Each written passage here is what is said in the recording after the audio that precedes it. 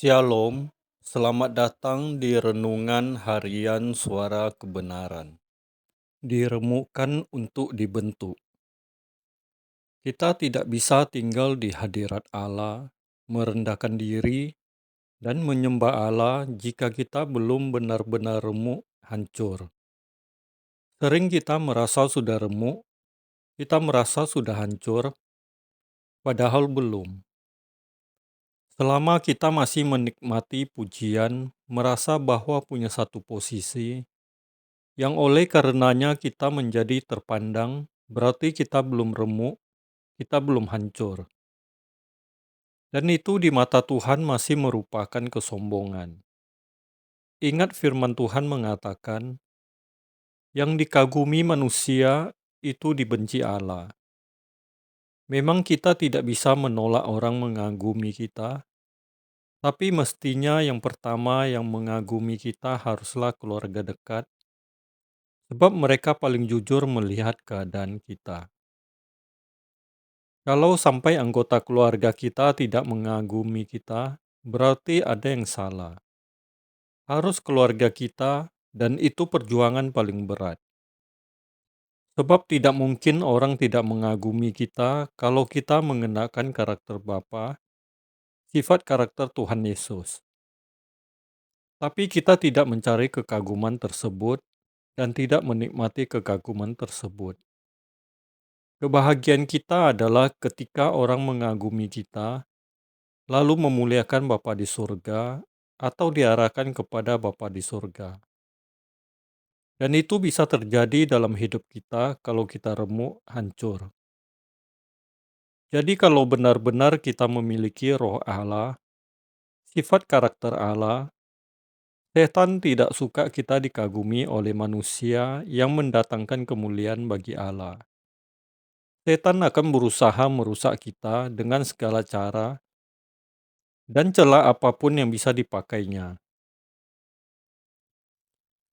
Tapi itu bagian dari peremukan. Dulu kita dicela karena memang kita tercela. Dulu kita direndahkan karena memang kita masih rendah, banyak kesalahan. Tetapi setelah kita tidak hidup dalam kesalahan, kita hidup dalam kesucian, bukan lalu berhenti dicela.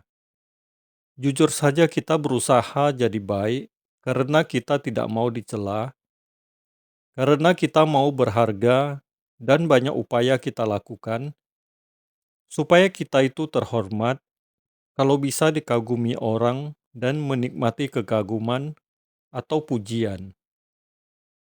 Itu dulu. Sekarang semakin kita mau hidup kudus tak bercacat, tak bercela, kita malah diserang, diserbu. Tapi itu justru merupakan indikator bahwa kita berada di pihak yang benar. Jadi tenang saja, karena kita sedang diremukkan. Jadi kalau belum remuk, dipukuli, lalu digosok-gosok, digerus, dipanasi, kadang-kadang karena susah remuk, dipanasi dulu, lalu digilas. Sebagaimana biji zaitun itu keras. Kalau tidak diremukkan, tidak ada gunanya atau sedikit gunanya. Ia harus diremukkan sehingga bisa jadi obat atau jadi minyak yang multiguna. Yesus diremukkan di Bukit Zaitun, tetapi kemenangan Yesus itu memang di kayu salib. Sejujurnya, rata-rata kita belum remuk.